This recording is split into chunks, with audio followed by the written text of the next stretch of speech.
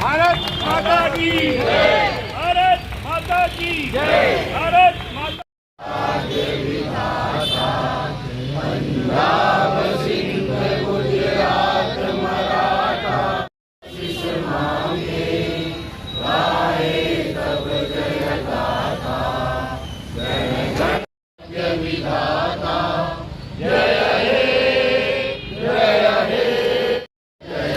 भारत माता की जय। भारत माता की जय। वंदे गणतंत्र दिवस अमर रहे, अमर रहे, अमर रहे।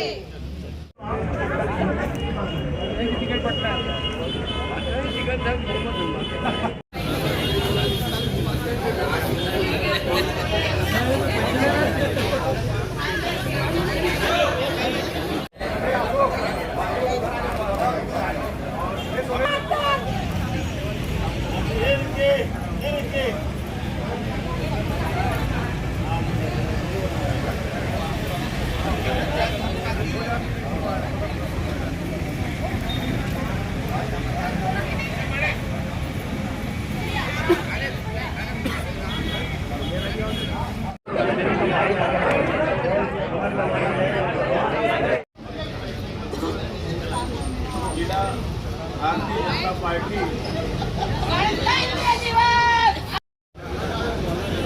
ध्वजारोहण के इस कार्यक्रम में उपस्थित